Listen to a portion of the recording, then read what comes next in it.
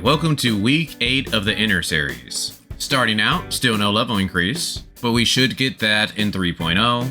Next, you want to go to your artificial island, and you want to go back to casual, hit building, and make sure you click your resources because you can only hold them for 24 hours. On top of that, you want to check your exchange door and make sure you buy your weekly items, and make sure you kill your enemies for the week because they respawn every Monday. And hopefully you got lucky and you have a mysterious vendor right here and you get some Titan materials. In the same tab, you have fishing. Ideally, you want to try to get your fishing level to 9. That way you can go to the store and buy your standard matrices. If you're just starting out with fishing, I recommend getting 100 to 150 green bait, so that way you can buy purple bait so you won't waste your available bait for the week. And then when you have time, you can just slowly level up your fishing. Which brings us to vitality, starting with joint operations. Now we learned a few things about how joint operations work. This user ended up posting the drop rates for the JO dungeons, and they have over 2,000 submissions to verify their data. So I'm going to go ahead and leave a link in the description so that way you can go ahead and check this out, and I recommend that you do so that way you fully understand it. Here is the quick summary of how this works.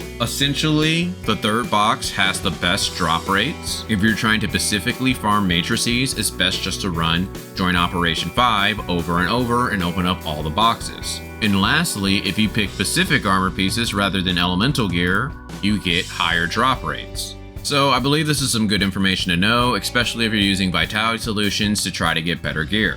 But one thing to know about joint operations is you want to make sure that you do at least one a day, so that way you can get your first instant clear reward. And remember, once you do complete your first joint operation for the day, come back to this screen so that way you can click on this and collect your rewards, because you do not automatically get it. And I want to point out the instance affix. This week, which it looked like it was on Saturday, that instance affix turned into HumbleDK shards. So if you are someone trying to get HumbleDK or Silka matrices, saving up a lot of vitality solutions so that way you can do it on those specific days that the instance affix changes to, that could be a pretty good move. Next, we have Interstellar Exploration, and you want to check Vera as well as check Aspera so that way you can see all of your Stargates.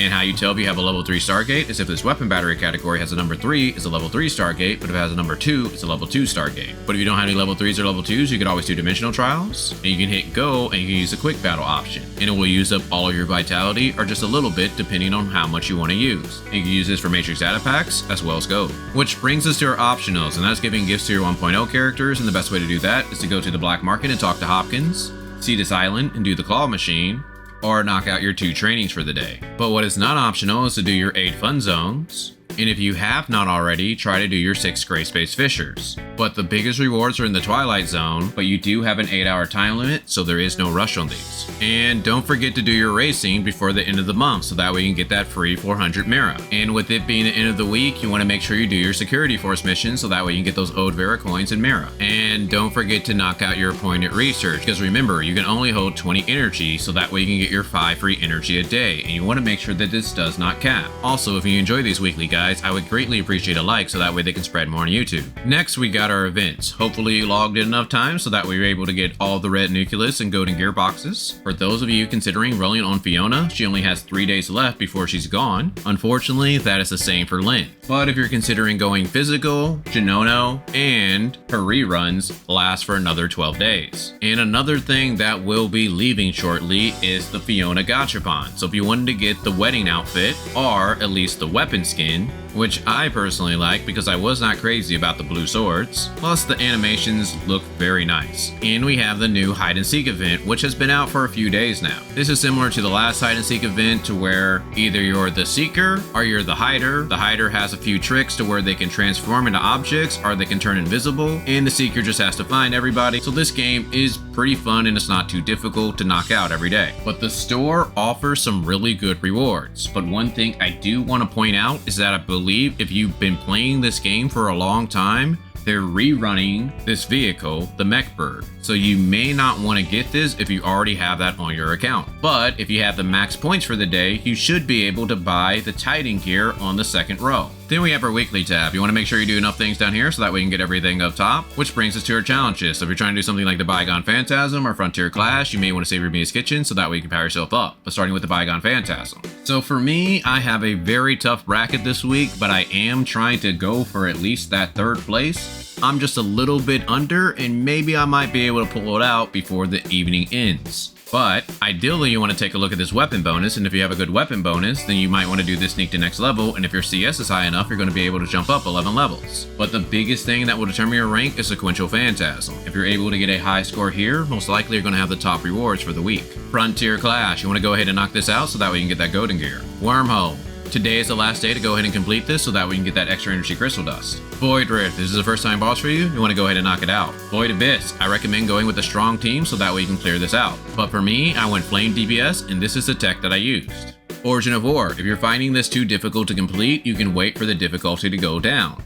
And since the difficulty isn't under 600%, you can still collect all of the rewards. Raid, you want to make sure that you knock this out. Ideally, you want to try to do it on challenge so that way you get all of the rewards. But if you do find that too difficult, you can go ahead and knock out Heroic, and you don't really miss too many rewards. Break from Destiny, you want to make sure you do this at least one time so that way you can get those 250 Dark Crystals. Arena, if you're trying to reach Grand Marshal, then you want to do Apex League or Critical Abyss for a few hours a day. Then we got our daily buys, so you want to go to Shop, Hot, and then consider buying your Vitality Solutions. So if you're trying to go for those Hobblella matrices, or you want to try to farm some gear, buying 1 or 2 may not be a bad deal. But for me, I already have good gear, so I'm going to pass. But one thing I recommend that you do buy are advanced modules and your booster modules for the week. Next, we have the Commissary, starting with the Crystal Dust Store. So you want to make sure you buy your booster modules, your advanced modules, your Podium Omni Crystal 2, your Core Control module, and your Augmentation Factor. And depending on how many Vera characters you have, even Vera special gifts. With the rest of your Crystal Dust, you can consider buying golden gear. I recommend that you either buy the boots or handguard so that way you can get your crit up. And if you have a good pair of handguards or boots, then you can buy whatever else you want. Space Time Store, you want to make sure you buy your advanced modules, your booster modules, and your data repeater for the week. And if you have extra crystal fragments, you can consider buying tactical eyepiece shards. Crew Store, now the only thing you want to spend your points on are relics, and the relics that I recommend are either Space Time Rift or Omnium Shield, and if you have both of those, you can consider getting a drone level 3, and if you have all of that,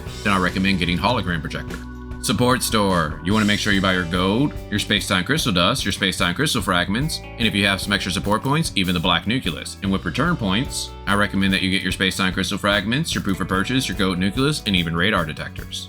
And if you need help on how to do that, I got a guide on my channel. Point Store. Now the only thing that you want to spend your points on are spare special gifts, so that way you don't have to do training, black market, or see this island again. But if you need to level up your matrices or weapons, you could always buy matrix data packs or weapon batteries. But besides that, I just recommend that you finish exploring the map so that way you can get those extra resources, so that way you can get those characters that you want in the future. Well, hopefully you guys enjoyed this, but other than that, I'll talk with you guys later.